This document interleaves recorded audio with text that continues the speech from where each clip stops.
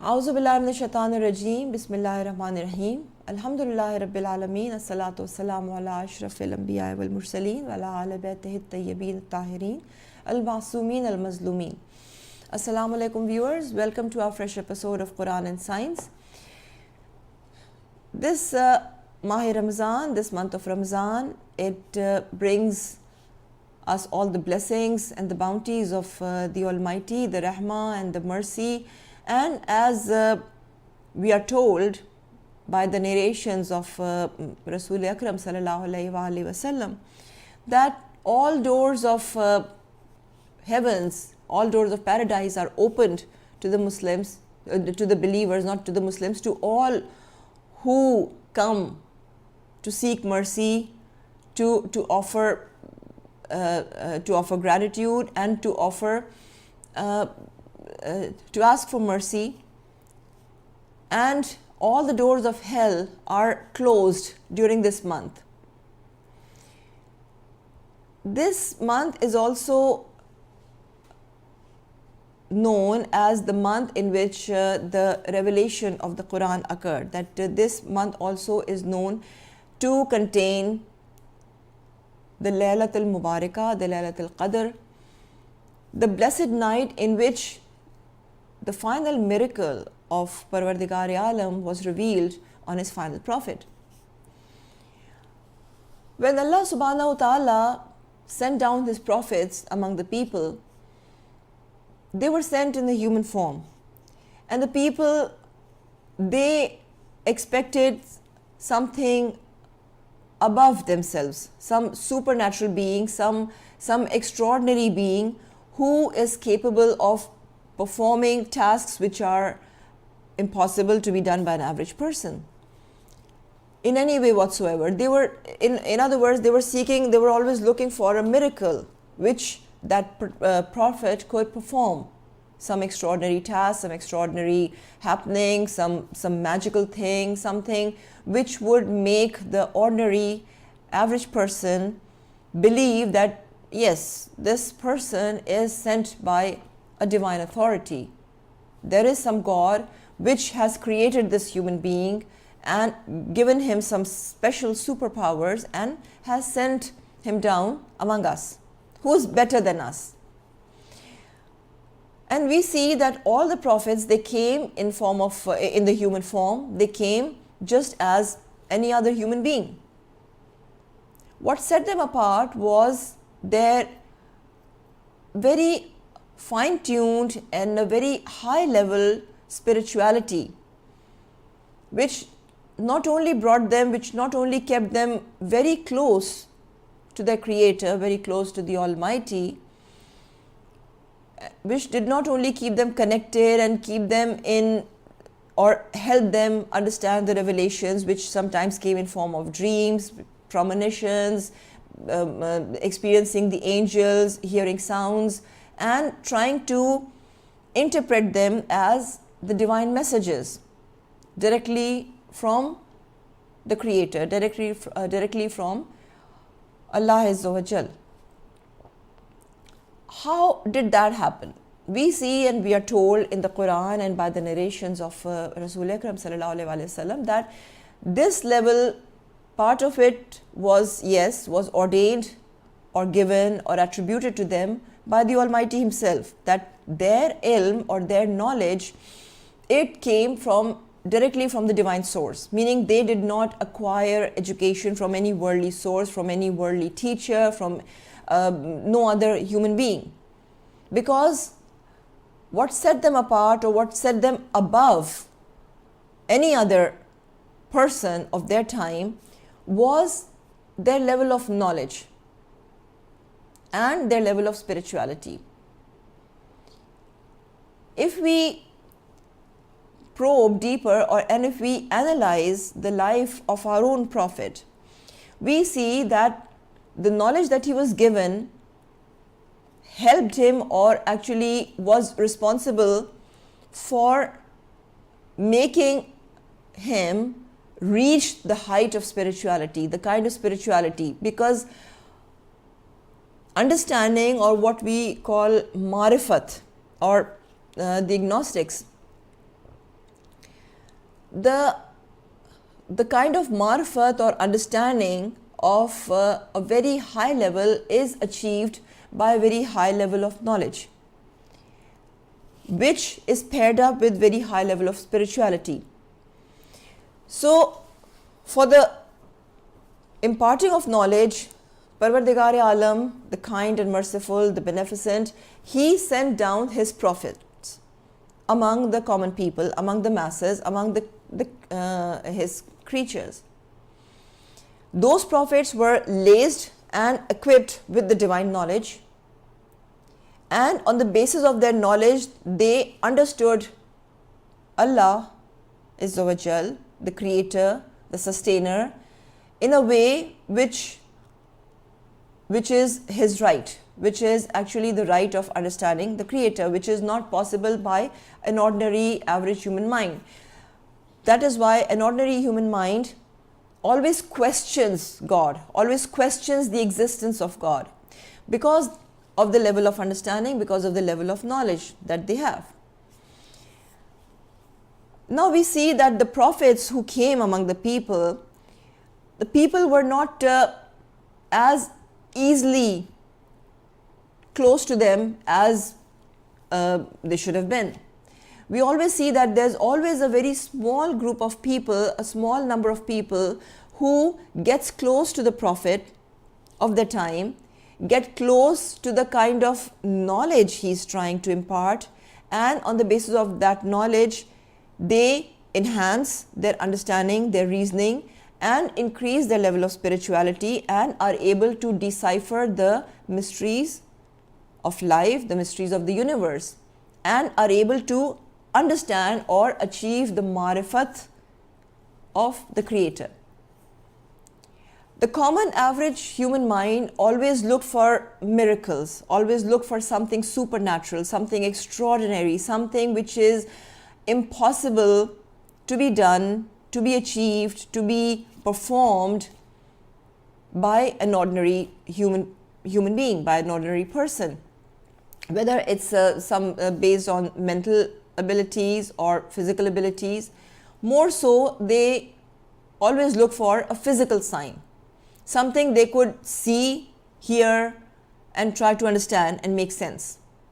And still, that thing should be above and beyond anything that they see around us and they identify around us. For example, we see that Prophet David alayhi salam, his miracle was that the iron would soften just as wax in his hands. Prophet Daud was a skinny, lanky person. He was not a very strongly built, muscular person, as opposed to the general people of that time. He was a very frail, thin person, but his miracle was that the iron would soften as it would come into his hands.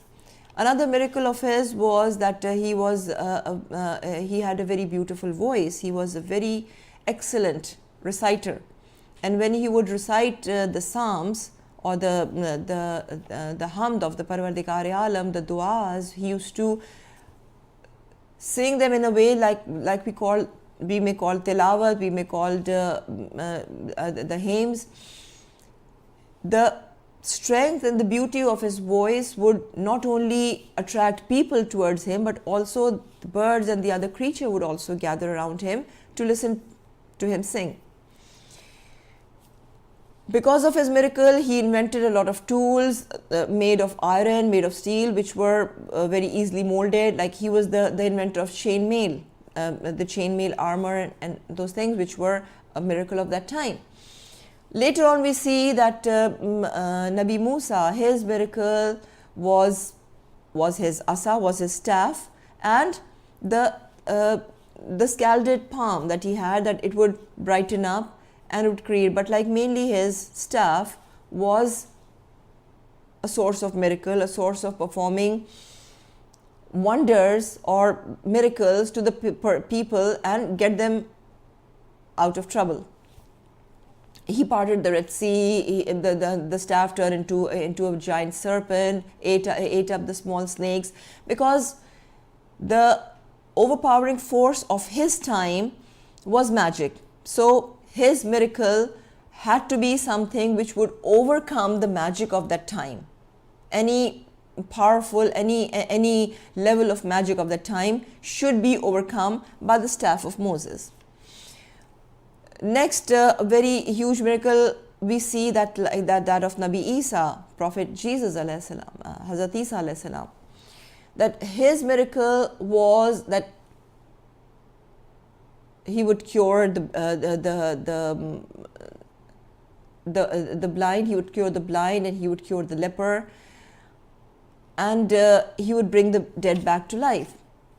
Because in his time, what we see that medicine was a challenge. There were no medical inventions, and due to the lack of vaccinations and lack of any development in medical science, we see that the diseases and epidemics and such medical problems, they were the biggest challenge of the time. So his miracle came in form of those the medicinal cures which he performed by taking the name of the Almighty. Each prophet's miracle came according to the challenges of the time. The time in which our prophet proclaimed his prophecy was a time when the Arabs were at the peak of eloquence.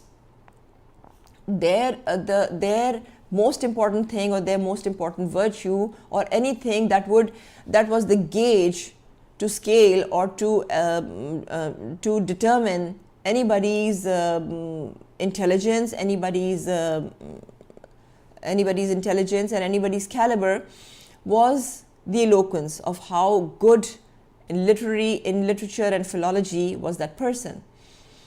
So Rasulullah's biggest, strongest miracle came as the book, the final divine book, the Quran. Although Rasul Akram, since he's the chief of the prophets, he's the Sayyidul Anbiya, he had the capability of performing all the miracles that each prophet did individually, did separately. Because he was the Sayyidul Anbiya, and being the Sayyidul Anbiya, his level of knowledge, his level of spirituality surpassed any other prophet as well. Because of those reasons, because of and we also see that long before he proclaimed his prophecy, from the very beginning, he would meditate and he would connect with the Almighty even before he proclaimed his prophecy. And according to the Shiite school of Islam, that a prophet is born a prophet. He does not assume prophecy, or no angel or no other source comes down on earth to perform any kind of act or to turn an ordinary person, a very highly pious person, into a prophet. A prophet or a masoom or an infallible is born with all the abilities, with all the ilm, with all the ulum rather, and all the high attributes which are ordained directly from the divine source. So one of the miracle features of the Quran lies in the ever-expanding nature and the meaning contained in its verses, and their inexhaustible capacity to accommodate even the most recent scientific discoveries. Because the Quran, although it was revealed 1400 years ago, but it did not come only to overcome the literary geniuses of that time. It did not only come as a reply or as an answer to the philologists and to the highest eloquent literary figures of that time. It came till the end of time. It is the final word of Allah, and it is such an amazing combination of miracles that, although on one side we see that if we try to appreciate the literature and the poetry in the Quran, there are more than one surahs. For example, Surah Rahman, it is the best poetic compilation. Then there are many other surahs which have an extraordinary composition. Each and every word has a huge meaning. Many words which, though understood by the people of those times, but still were new. Many words of Quran, they carry infinite meaning. For example, Rabb, for example, Hamd, Rahman, Rahim. Many words, they carry the depth of the meaning of one word goes to an infinite level, which is very difficult to be translated accurately and correctly in any language whatsoever. So, since 1400 years ago, the miracle was achieved by giving a very high caliber literary masterpiece to the Arabs of the time. As time passed, as time moved on, we see that Quran remained a challenge to the ongoing development in literature, in philosophy, in sciences, in any field of knowledge that came up. In fact, in our previous discussions, we have discussed that our fifth Imam, Imam Muhammad Baqir alayhi salam, he known as the Baqir al-Ulum, he was the one who was responsible for disintegrating the sciences, branching out the sciences, and bringing up or introducing new disciplines, more fields and branches of science, and introducing them to people that science is not just astronomy. There is so much more beyond it. There is so much more, like philosophy. It's rooted in so many more other disciplines. So this is also the reason that the Quran being a miracle till the end of time, because the eloquence or the depth of Quran, or the, let's say, the many layers or many hidden meanings of the Quran are the reasons why there was a strong need to have a chain of infallibles, a whole lineage of infallible guides after the Rasul Akram sallallahu alaihi wasallam, to help the humanity understand the meanings and to provide the connections and the relevance with the new discoveries, and in fact to help them go ahead and invent and discover new things, which sadly after a certain time, after the persecution exceeded to the length that the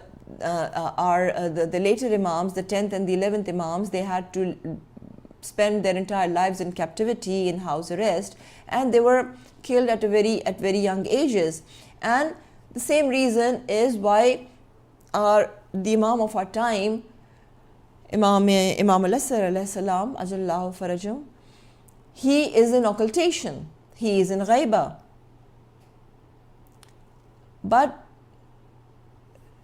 it is the reason, or it is the proof, that the Quran still carries the codes to open up the mysteries, to unravel the mysteries of the universe, which people have come to know or come to understand, or are still opening up and unraveling even now in the 21st century. For example, at numerous places, Quran has mentioned the creation of the universe, the origin of the universe, the creation of the stars, the death of the stars.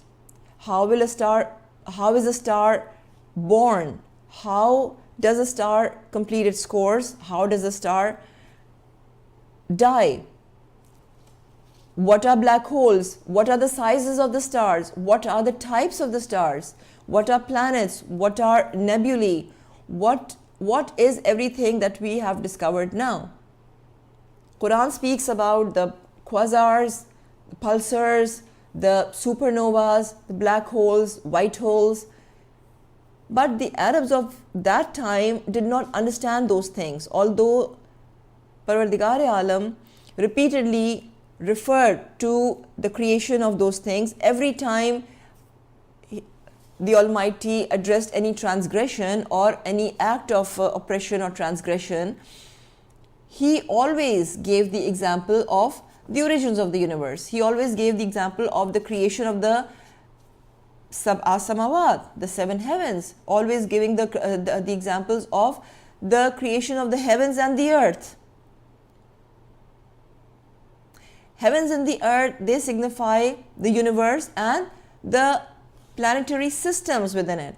Earth in the Quran is symbolic to the different planets, the heavenly bodies which are not stars, which are not the primary sources of energy and light, and which contain a certain gravitational force which keeps in which is kept in orbit by a stronger entity, by a stronger heavenly body, by a star.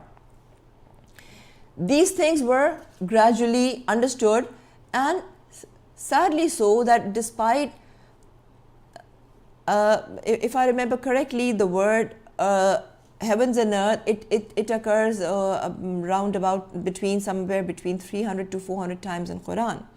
It comes so repeatedly, and still the human mind took such a long time, took centuries to pay attention to those references, to even ask, because the first infallible after Rasul Akram was the only person that we find in history who would sat on his mimbar and who would call out, Saluni, Saluni, qabla an tafqaduni. Ask me before you lose me, and ask me about the mysteries of the heavens, because I know more about the heavens than I can tell you more about the heavens than I can tell you about the earth. Meaning, not that he did not know enough about the earth, meaning that there is much more in the universe for you to find out and for you to explore than on this earth. It was again a sign from him, an indication or an implication from him that forget all this, these non-issues and nonsensical debates and arguments. Come out, start exploring, look around, ponder, observe, reflect. Explore your earth and look up at the heavens. Try to observe, think, ask questions, and try to find out and unravel the mysteries of the universe. Try to find your origins, because the origin of the earth also leads and answers our origin and existence. So from today, from this program onwards, I will at the end, towards the end of our show, I'll share with you a couple of verses. In fact, there are at least 6 occasions in Quran in which Allah subhanahu wa ta'ala has mentioned the creation of the universe with reference to days. Sab'a samawat, like sittatul ayyam has been mentioned, and at 4 various places, that we created the universe in 6 days. Again, as explained before, that 6 days are not the 6 earth days, because our calculation of time is with respect to the earth. Like, for example, the time calculated on any other planet would be with reference to the planetary rotation, with rotation and revolution of that planet, of that heavenly body, of how long a time it takes to complete an orbit or complete its rotation and revolution around the earth, around the sun, So, like Einstein said, that time, speed and time is relevant. That was the reason why we started the discussion on Einstein's the theory of theory of general relativity and the theory of special relativity, to understand our forthcoming discussions about the creation of the universe, how many days it took to complete the universe. At one occasion, Parvardigar Alam says that I created this whole thing. Do you question my authority, who has created all this in 4 days? and blessed it with barakah. Blessed it meaning not only created and then forgot about it, created and expanded it, filled it, and continue to fill it with growth, with life. Because life means a continued cycle, a continuing cycle, a continuing process, which does not come into being at once like mushrooms and then die. Even mushrooms have a short and small life cycle. So we see that any form of life on earth or in the universe for that matter, for example, a plant, we sow the seed, which the Almighty says that who is the power which opens up which splits the seed, makes it grow, makes it germinate, makes it grow higher, and makes it stronger into a plant, and turns the plant into a strong tree, and which provides you shade or food and fruits. And who is that entity which helps it grow? Because if it's in our own power, we won't be able to make the sun shine. We won't be able to keep on producing water. As in Surah Mulk, Parvardigar Alam says that who is the one, who is the power which brings back the water when it goes into the ground. The last ayah of Surah Mulk, that who is that power, that if your water goes into the ground, only he can bring it back to surface. So Quran is filled with scientific implications, scientific messages, the science in different disciplines of sciences, not just the physics of the universe, not just the biology. We see the chemistry being discussed in the Quran. We see all the sciences discussed and mentioned to us as an invitation, as an opener, as a key, that this is an idea.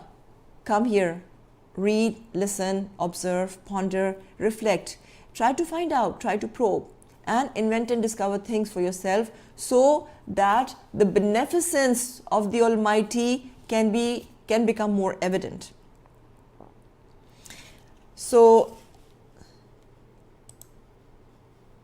Parvardigar Alam, excuse me,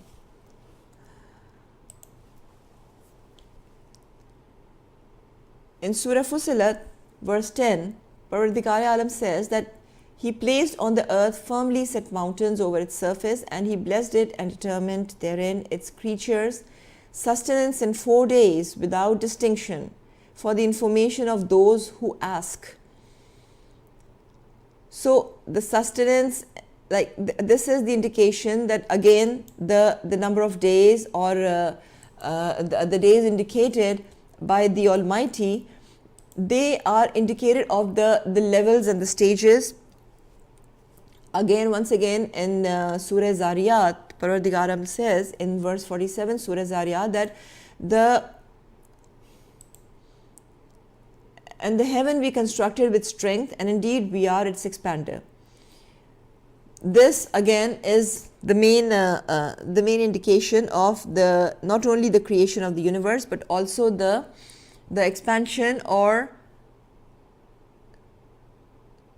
the expansion of the universe, that the universe is expanding, that this ayah indicates the Big Bang, that we constructed it with strength, with force, with might, the Big Bang, and we also created, or we are also in charge of expanding it. We are also maintaining its growth, we are also expanding it.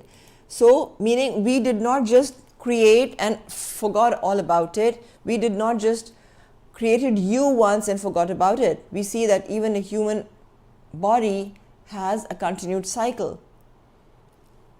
So from our next episode, we will discuss the origin of the universe and how the Almighty explained it to us, and how the later scientists found it out and used the sciences not with the purpose of finding God, but if we put both the things together, we can tune up our own spirituality, our own connection with the Almighty, especially in this month of Ramadan.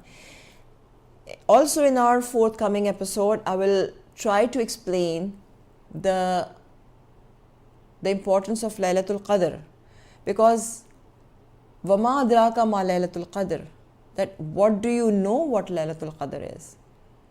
The darkness, Parvardigari Alam has taken the oath of the darkness. Inna anzalnahu fi Laylatul Qadr, that we have revealed this Quran in the Laylatul Qadr. Qadr, again, one of those words, one of those terms used in Quran which carry multiple meanings, which carry infinite meanings, and which carry meanings which invite our attention to more and more, to unraveling more and more mysteries within this term. It'll help us understand the qadr, the qaza or qadr. It'll help us understand the importance of the night and the importance of developing the connection and tuning up our spirituality.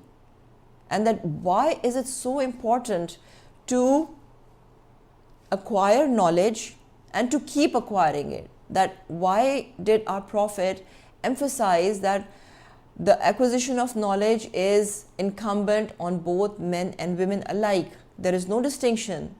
Nobody is exempted from acquiring knowledge, and that acquired knowledge from the cradle to the grave, meaning there is no fixed time period, that this is the time period, that is up till 20 years of age, all right, if you have achieved your degrees, if you've acquired your certain academic level, that is the end of your education. No.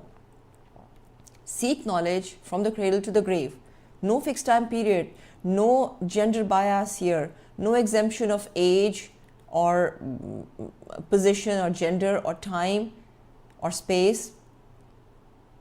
Go to acquire knowledge, even if you have to travel to China or to travel to Sin, to Wadi Sina, meaning no matter how much you have to travel, how much you have to make effort, you have no matter how much troubles you have to go through, keep going for the acquisition of knowledge. Why? And why was the reason why the Almighty started His final revelation from the word Iqra, read. Read in the name of your Lord, who created you from the clot. So, what I have understood is that acquisition of knowledge is the pathway to acquire or to achieve the level of spirituality which is needed to understand ourselves, to understand the divinely sent prophets and infallibles to us, the reason for, and to try to understand their caliber, because they were the people, they were the sources, our prophets and our infallible imams were the sources who were sent as a bridge to connect, who were sent as a link between the Abd and the Mabud, between us humans and the God. Because the Divine Creator knew that the level of knowledge, the level of understanding and the ilm that we have is not capable of reasoning and understanding and achieving that level itself without any guidance. So the guidance had to be sent by the divine source where it all originated in the first place. So we'll continue our discussion. Our next discussion will be regarding the origin of the universe and the expansion, and why the Almighty mentioned it so many times, and why should we discuss these things or discuss the universe or the origin, creation and expansion of the universe and everything about it in this blessed month of Barakah. With this note, we take a leave and pray for us, pray for yourselves. Keep your loved one, your neighbors in your prayers. Care for everyone. And let's all work towards achieving the goal for this month. وآخر دعوانا أن الحمد لله رب العالمين.